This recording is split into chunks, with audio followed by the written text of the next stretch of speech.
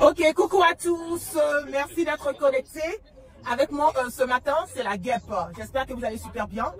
Connectez-vous rapidement parce que j'ai une information. Ok, alors bonjour à les abonnés de la guêpe. Ce que vous devez savoir ici, c'est que on était en appel. On était en appel et le procès de Souleymane était en appel. Et il vient de finir. On attend les choses, le verdict final. Alors, ce que vous devez comprendre, c'est que les avocats ont défendu farouchement le client Souleymane.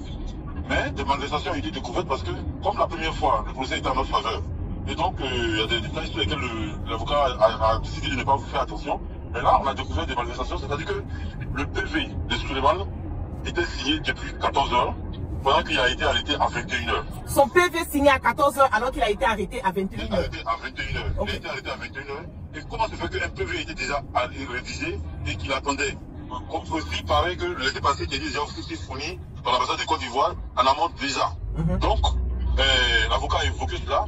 Et donc, l'avocat dit, le problème, c'est que le procureur a demandé, est-ce que Souleymane a des parents en Côte d'Ivoire? Il dit, oui, Souleymane a des parents en Côte d'Ivoire, il peut vivre en Côte d'Ivoire, mais là n'est pas le problème. Souleymane est un leader d'opinion, et s'il va en Côte d'Ivoire, il a évoqué le cas de Sidiko, qui a été enlevé en Mauritanie par le gouvernement présidentiel qui a été envoyé. Donc, jusqu'à aujourd'hui, et les militants, et les responsables PPSI, personne ne sait où il est, et il n'a pas encore vu des personnes. Donc, c'est le même risque que Souleymane court au cas où il part, comment on appelle en Côte d'Ivoire.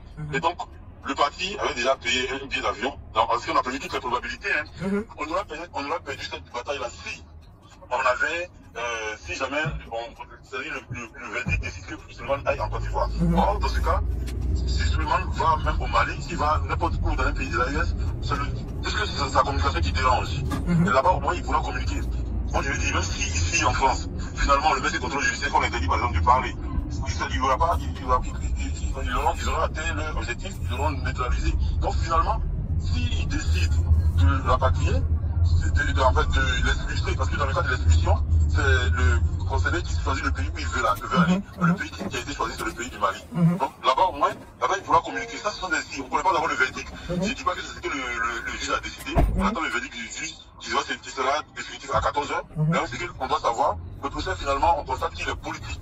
Parce que depuis la procédure de son arrestation jusqu'à là, on a découvert beaucoup de malversations. Et donc, tous les Ivoiriens qui t'écoutent, tous les patriotes qui t'écoutent doivent comprendre que ce procès est politique. Un procès politique qui oppose l'opposition de Côte d'Ivoire avec le parti qui est au pouvoir, et le parti qui est au pouvoir, le gouvernement de Ouattara. C'est une honte due. Tout le monde est étonné, même la police, tout ici est étonné, le magistrat était étonné que tout se déroule comme ça. Voilà. Mais un procès, comment on peut faire un PV à 14 h? Et le gars, il a été arrêté à 21 h. Comment est-ce que le procureur a expliqué cela? Justement, ce que je vous dis, que la magistrate elle-même était, le procureur, lui, il écoute. C'est sur la base de toutes les informations qui sont données que lui, il prend sa décision. Voilà. Lui, il n'a pas d'interprétation à faire devant eux, mais il écoute. Mais sauf que la magistrate était quand même étonnée. Ils étaient étonnés de toutes ces malversations, de tous ces bugs. Donc, voilà, c'est sur cette base qu'ils vont prendre. Maintenant, le juge a dit, l'avocat a dit, au pire, c'est-à-dire, il faut qu'on envoie au Mali. Si on pense que la situation administrative ne répond pas et que voilà, il s'est dans une situation irrégulière, c'est pas grave. Souleymane lui-même avait accepté parce que, en définitive, il faudrait pas que Souleymane se taise. Il faudrait qu'on continue à communiquer. Et le problème avec le gouvernement, c'est de neutraliser. C'est de le neutraliser, donc de chercher à l'envoyer en Côte d'Ivoire pour l'empêcher de parler. Parce qu'ils se disent que s'il est dans un autre pays qui est en dehors de la Côte d'Ivoire, il peut toujours communiquer et c'est ce qu'ils ne veulent pas. Exactement. Et même l'avocat a évoqué le cas de Sidiko. Et l'avocat a même encore des arguments, puisque la tête de Souleymane, de Johnny Patiko et de Toi la Guêpe, elle était sortie sur la télévision nationale. Oui, Haka. Oui, effectivement. Voilà, déclarée comme des personnes dangereuses. Donc imagine une personne dangereuse, comment on les traite? Est-ce qu'ils vont les traiter comme une personne qui est... Déjà, les personnes qui ne sont pas dangereuses en Côte d'Ivoire, pas censées être dangereuses selon eux. En Côte d'Ivoire, on sait comment ils les traitent. Donc c'est pas comme Souleymane qu'ils vont traiter favorablement. Donc l'avocat a sorti ce cas-là. Donc on attend juste le verdict de l'avocat. S'ils ont vraiment respecté les droits et qu'ils ont dit que Souleymane doit être député de la France et expulsé de la France. Mais là, ce n'est plus normalement le processus n'est plus une déportation. On doit normalement lui donner le temps de s'apprêter et de partir parce que il n'y a pas un mandat contre lui. C'est ce que moi je ne comprends pas. Ou bien quelles les procédures de là-bas, c'est comment?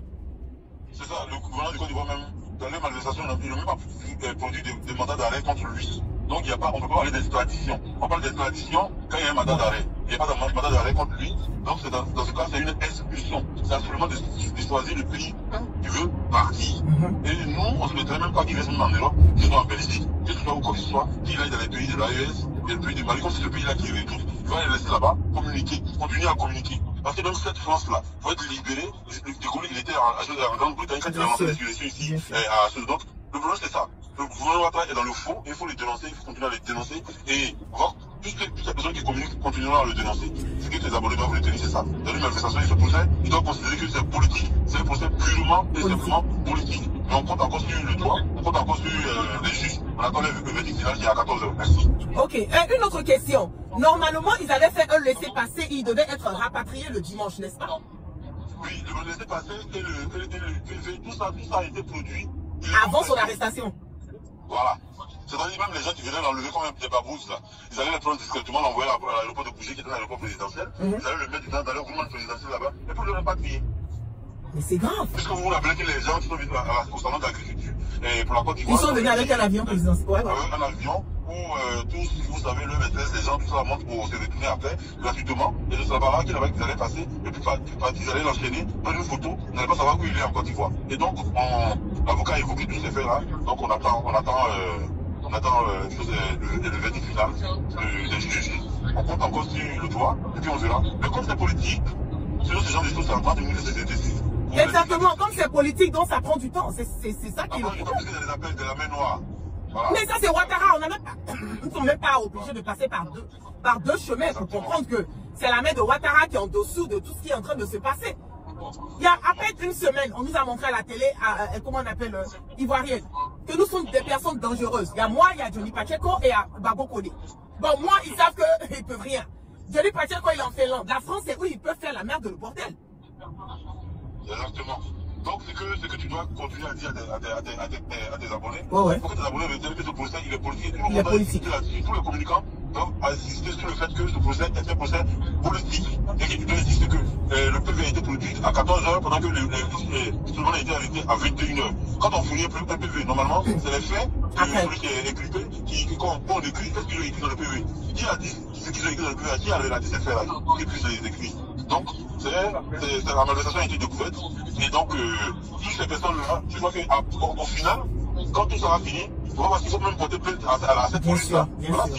Voilà, si on peut porter plainte à Phantom, qu'il a été arrêté, et tous ces PV qui ont été signés à 14h, pendant qu'il a été arrêté à 21h, les laissez-passer qui ont été fournis, porter plainte à l'État du Côte d'Ivoire, porter plainte à la police française. Et il y a une autre question, encore quelque chose d'autre qui m'a vraiment surpris, c'est que il avait le rendez-vous normalement en septembre. N'est-ce pas? Et son rendez-vous de septembre a été annulé. Et c'est étant en incarcération dans le point de rétention qu'il a reçu une lettre en lui disant de quitter le territoire français.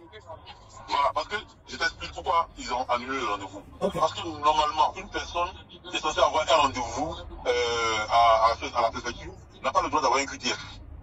Un QTF, c'est des personnes qui n'ont même pas de numéro, au fait. Dès lors où tu as un rendez-vous, tu as un numéro qui est de dossier qui est affiché, qui est dans le fichier français.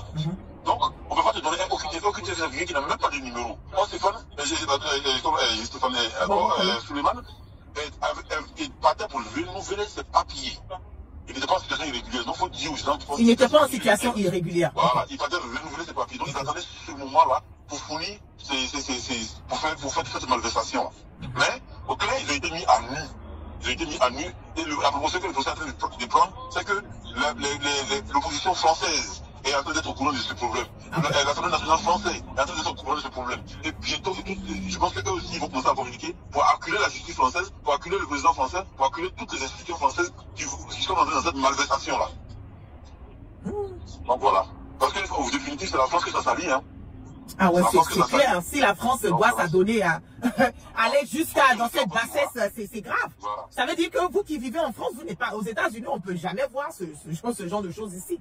Voilà, c'est impossible. Bon, après, nous autres, on est citoyens, je veux dire, effectivement, comme tu dis, personne n'est à l'abri. Hein. Voilà, personne n'est à l'abri finalement. Parce que même, voilà, le professeur Franklin Nyamsiwa Cameroun, lui aussi, c'est le traquenage judiciaire qui sont sur lui pour juste fatiguer le monsieur, pour juste fatiguer les gens qui dérangent dans la communication. Donc, comme c'est la communication qui dérange, la communication sera bien intensifiée. Ah oui, ça c'est clair. Ça, c'est clair, ça, c'est clair. La communication sera intensifiée parce que il faut que la communication soit intensifiée pour que le dictateur d'Abidjan tombe. C'est clair. Ah ouais. Voilà. C'est vraiment... Le représentant, je le vois. Ok, si vous pouvez le... S'il est là aussi, s'il peut donner son mot. Je lui demande d'abord des questions on attend et puis je te fais ça. Ok. Ah ouais, c'est grave, ce que nous rencontrons aujourd'hui. Un procès politique, voilà, la France est tombée jusqu'à ce point, c'est-à-dire satisfaire, comment on dit, ok, s'il il peut partager quelque chose. Voilà, bonjour, comment allez-vous? Vous pouvez nous expliquer un tout petit peu brièvement ce qui se passe? Ça doit expliquer un peu brièvement. Écoutez, nous sommes dans un procès. Je voudrais d'abord saluer toute la Côte d'Ivoire qui résiste pour la souveraineté. Nous sommes au procès à la cour d'appel dans le cadre de la révision du dossier Gbagbo Koné. Nous venons de sortir, mais malheureusement, il ressort beaucoup d'éléments qui nous attristent. Le PV d'arrestation du camarade Gbagbo Koné a été rédigé le mercredi 26 à 14h30 avant qu'il ne soit arrêté à 21h. Donc voilà une première information qui a été révélée, par nos avocats au juge. Ça c'est le premier élément qui est très grave parce qu'on ne peut pas rédiger un PV avant l'arrestation. Ça c'est deux. De deux, le camarade Gbagbo Koné a fait une demande de régularisation. Et il a une convocation à la préfecture qui sera demandée dans le 94, c'est le 30 septembre prochain. Et à notre grande surprise, le 25 février, cette demande est annulée. Cette convocation est annulée et il est arrêté le 26. On annule le 25. On annule sa convocation le 25 et le 26, il est arrêté. On arrête. Dans cette idée, et il n'est même pas informé de cette information. Le samedi 1er, on lui donne en prison ce courrier-là à 11h45, annulant son rendez-vous à la préfecture le 30 septembre. Donc voilà beaucoup d'irrégularités qui font que ce procès ne peut qu'être qu'un procès politique. Ne peut qu'être qu'un procès qui est déjà fait avant le procès. C'est biaisé. Donc voilà un peu ce qu'on pourrait retenir. Mais là, nous sommes dans l'attente de, comment dirais-je, du verdict pour 13 heures. Donc on est dans l'attente. Voilà. Merci. Merci beaucoup, merci. T'as compris un peu, hein? Oui, merci. C'est vraiment... C'est flagrant, on voit le monde, voilà, les gens sont vraiment sortis massivement pour soutenir. Regardez, tout ce monde est là pour soutenir Gbagbo Koné. Ce que les gens doivent comprendre est qu'aujourd'hui, là, l'heure est grave. La communication, pour ne pas dire que les communications que nous faisons. Matézi, on va se reprendre tout à l'heure. On se reprend tout à l'heure. S'il y a quelque chose de nouveau, fais-moi signe, s'il te plaît. Ok. Les communications, les échanges que nous faisons concernant les dénonciations, concernant Ouattara, dérangent Ouattara. C'est ça qui est la vérité. Ça dérange Ouattara. Comment quelqu'un qui a été arrêté à 21h, mais on se rend compte que son PV a été fait depuis 14h. Qu'est-ce qui a été écrit dans le PV? C'est même Gbagbo Koné, même c'est un enfant béni. Je le dis, hein, c'est un enfant béni. Parce que si on n'avait pas fait les choses à temps, depuis samedi là, dimanche là, Gbagbo Koné était déjà en Côte d'Ivoire, ni venu Koné. Gbagbo Koné était déjà en Côte d'Ivoire. Parce que le laissez-passer a été fait. Le mercredi là, tout laissez-passer était déjà fait. PV était déjà fait. Tout était déjà bouclé. On a annulé son rendez-vous. Donc tout ce qu'ils avaient à faire, c'était de prendre le laissez-passer, le PV, le papier qui montre que son rendez-vous a été annulé, le mettre dans un vol. Parce que, bougez là. Là-bas, c'est là-bas que les avions de Ouattara viennent. On allait le mettre dans leur avion là. Et puis directement, il allait partir en Côte d'Ivoire, ni vu nous connu. La seule manière dont on allait savoir que Gbagbo Koné était en Côte d'Ivoire, c'est pareil comme ils ont fait pour Steve Biko. Ils allaient prendre une photo pour nous montrer qu'il est dans l'avion, il est en route pour la Côte d'Ivoire. C'est grave. C'est grave. Quand on vous dit que Ouattara, le pouvoir de Ouattara est un pouvoir moribond. Quand on vous dit que le pouvoir de Ouattara, il est le mal, le cancer et la gangrène. Vous pensez que c'est de l'amusement. On me dit qu'il vient d'être libéré. Attendez, je vais Je vais rappeler voir. Ils sont confondus. Ils sont confondus. Ils sont confondus. Mais Dieu va faire opérer son miracle. On dit quoi? C'est comment? Il a été libéré? Non. J'ai pas le son. Vérifie s'il te plaît. Je vois des commentaires là. Je ne sais pas si c'est confirmé. Comme je suis en direct. Non, mais c'est à 13h. Il fait que là là-bas. Il est 13h. Voilà. Il n'y a pas de verdict encore? Non, il n'y a pas de verdict. Mais il est déjà 13h à Paris là. Oui. On attend là. Ils vont commencer à rentrer là. Ok. Tiens-moi informé s'il te plaît. Je suis à l'écoute. Ok, ça marche. À tout à l'heure. Vous voyez comment l'heure est grave. Quand on vous dit que Ouattara, c'est lui qui a la base. Quand on vous dit qu'Alassane Dramane Ouattara ne veut pas nous sentir là, vous dites, mais la gueule, toi, mais Ouattara qui te calcule. Il nous calcule. Parce que ce qu'on fait sortir là, les vérités, les informations que nous donnons là, ça dérange Ouattara. Ça dérange le gouvernement de Ouattara. Ça les dérange. Donc, ils veulent passer par toutes les voies et moyens pour pouvoir mettre la main sur nous. Ils veulent passer par toutes les voies et moyens pour pouvoir nous incarcérer. C'est ça qui est la vérité. C'est parce que même Gbagbo Koné, même c'est un enfant chanceux. Parce que si ce n'était pas la chance là, je vous dis que depuis dimanche, là, Gbagbo Koné était déjà en Côte d'Ivoire. Depuis dimanche. Mais comme Dieu, il regarde dans le cœur de tout un chacun. Le bienfait, la vérité, il a épargné jusqu'à ce que nous arrivons. C'est que si vous avez même dit à Ouattara que Gbagbo Koné allait être à Paris, jusqu'en ce moment-là, il aurait dit non, c'est impossible. Parce que pour eux là, tout était déjà ficelé, tout était déjà prémédité, en complicité avec la France. En complicité. Ils sont prêts à dépenser des milliards, des millions de l'argent du contribuable pour venir nous chercher. Vous avez aujourd'hui maintenant la confirmation que c'est un procès, comment on appelle, totalement politique.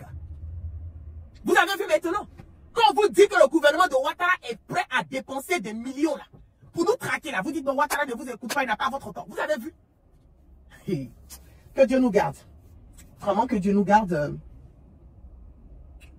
Il sera libéré. Moi, en tout cas, j'ai une très bonne intuition.